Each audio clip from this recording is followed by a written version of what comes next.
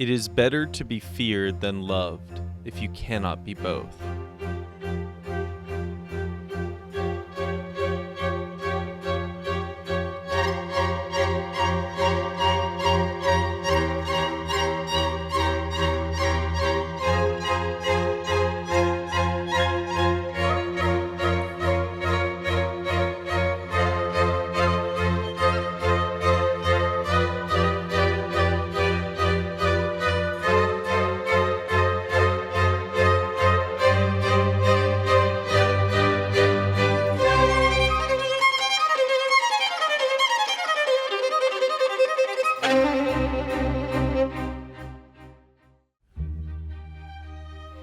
What does it take to seize power and keep it?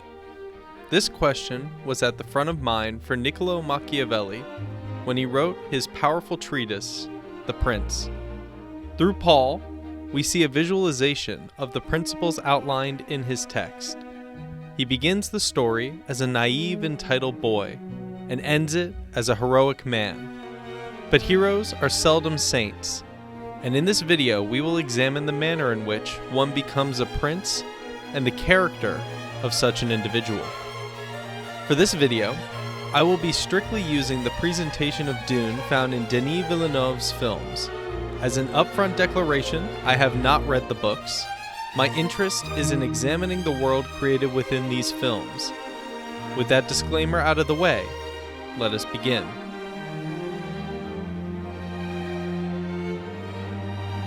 Dune's story begins with the awarding of Arrakis to House Atreides by the Emperor. The world of Dune is modeled after the feudal kingdoms of Renaissance Europe, specifically the Holy Roman Empire. This is also the time in which Machiavelli lived and wrote his works on political theory. In this environment, rulers came in two flavors: those where one man was the unquestioned authority and all in his court served only him, and those where one man ruled over a court of lords and barons who had their own estates, wealth, and status. In Dune and Europe, we find the latter organization of power.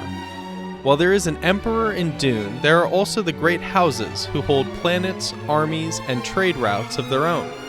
This concert of power must be carefully navigated, because any misstep could be your last. In the context of these incredibly high stakes, Machiavelli wrote The Prince. It was written as a guide and gift to the head of a powerful Italian family whom he wished to advise. The text lays out the landscape of power, his strategies for seizing it, and how best to maintain that power. In the example of Leto Atreides, we find a prince of noble character, but one who is fundamentally weakened and ill-positioned.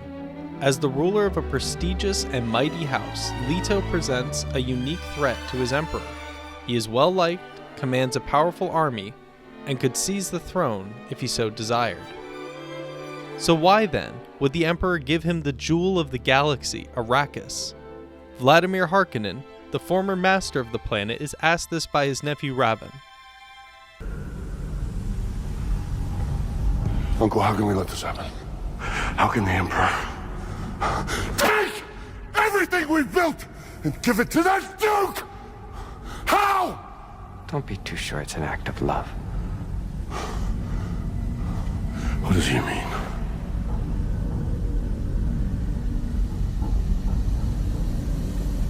When is a gift not a gift? The Atreides' voice is rising, and the Emperor is a jealous man. A dangerous, jealous man.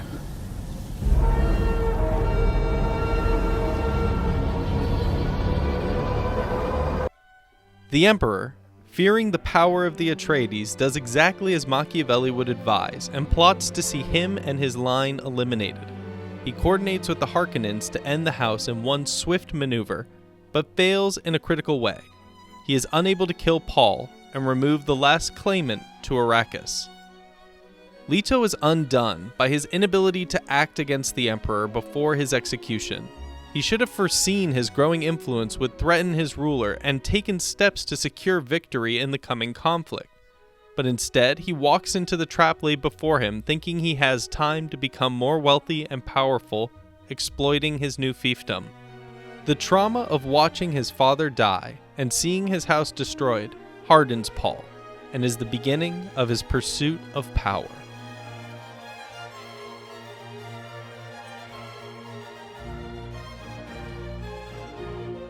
Paul is thrust into the harsh world of Arrakis after fleeing into the desert. Upon finding a group of natives, Fremen, Paul is immediately confronted with a dire contest, a duel to the death. As the son of a duke, Paul was sheltered and never had to kill another person before.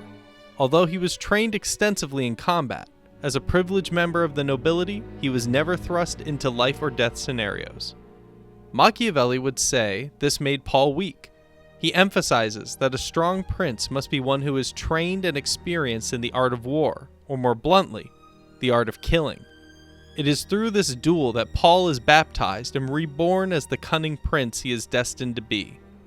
Killing, however, is not the sole requirement for becoming a prince. Machiavelli also highlights a need for experience in one's terrain, a background and understanding of their history, and the fortune to be born into the right conditions. Paul achieves these through the course of the two films. He is sent into the wilderness and learns the ways of survival through his connection to Chani, a Fremen female warrior. He studies their customs before arrival on the planet and then quickly immerses himself into their culture once accepted into their clan. This is facilitated by the centuries of propaganda from the religious order of DUNE, the Bene Gesserit, who establish a messianic myth surrounding his arrival. He was also fortunate given his noble lineage and claim to Arrakis, which set the stage for his eventual rise to the imperial throne. But all of this ability would be wasted without the cunning and ambition to activate it. Paul initially is apprehensive about manipulating the people that believe in him. He rejects the messianic belief many Fremen hold of him, but this weakness and nobility costs him dearly. He refuses to go to the southern end of Arrakis where many zealous Fremen live out of fear for what he may unleash. This leads to him focusing on his guerrilla activity in the north in spite of the changing reality. While initially successful in his campaign, Paul is countered by the cruel and effective Harkonnen Feyd Rautha. He clings to the hope that he can win against this superior enemy without using the zeal of his southern compatriots. And this blind hope leads to the massacre of the settlement of Tibir, where Paul is forced to watch rock melt on the people he is desperately trying to protect. This new trauma imparts another lesson on Paul. He resolves himself to secure power by any means. He sends his forces to the south and prepares to become their prophet. The climax of this evolution into a true prince is seen during the Congress of the Fremen leaders.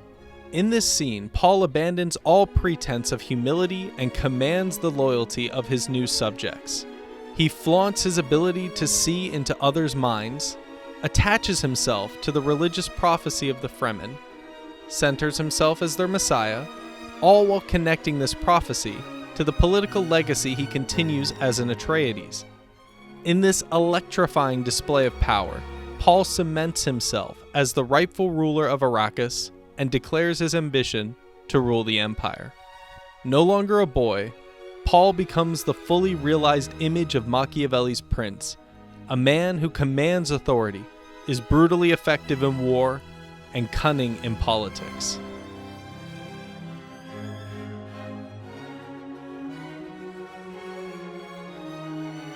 Paul and Machiavelli were both traumatized by their environment.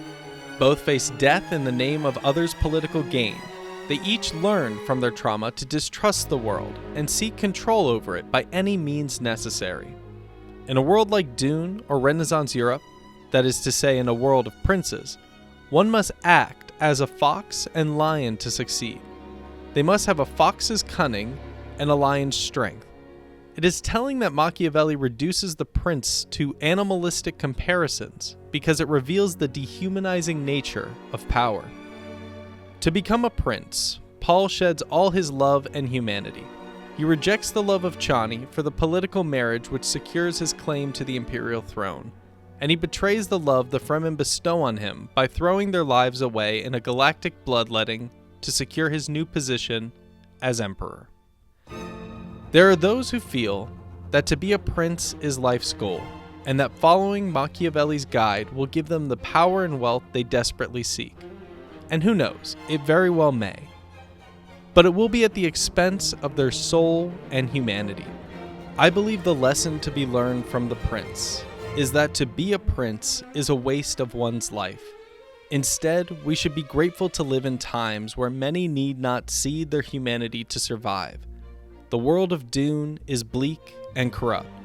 It is not to be idealized, but instead should serve as a warning of what comes from worshipping power.